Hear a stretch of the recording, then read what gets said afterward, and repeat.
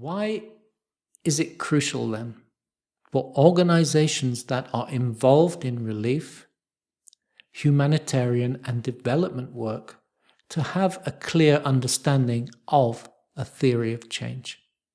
Take a little time to pause and think about this question before we move on.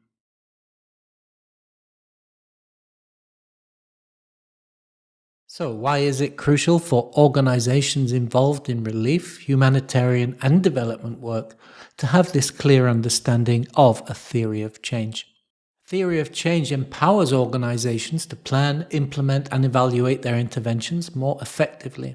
It leads to greater impact and sustainability in relief, humanitarian and development work. It supports our strategic planning. It improves alignment of efforts. It contributes to accountability and learning, and also to resource optimization.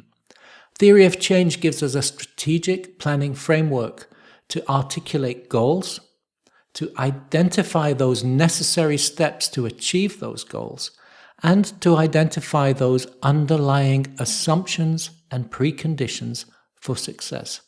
This clarity enables organizations to allocate resources effectively and to prioritize their interventions where they're going to have the greatest potential for impact. Theory of change helps to align the efforts of the diverse stakeholders involved in a project. It gives them a common understanding of the desired outcomes and the pathways for achieving them. When this alignment exists, there is more collaboration. It reduces duplication of efforts and creates interventions that have more coherence and effectiveness. Theory of change gives us clear benchmarks and indicators so we can monitor and evaluate progress towards desired outcomes. When we regularly track and assess performance against these indicators, organizations become more accountable to stakeholders, donors, and beneficiaries. Also, theory of change promotes a culture of learning and adaptation. It encourages organizations to reflect on their assumptions, to test the logic of their hypotheses, and to adjust strategies based on evidence and feedback. Theory of change also supports optimal use of resources.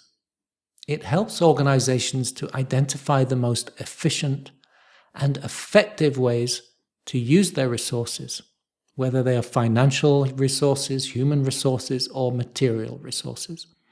When we understand these causal pathways that link our inputs to our outcomes and impact, organizations can prioritize investments in activities and interventions that have the highest potential to achieve the desired goals.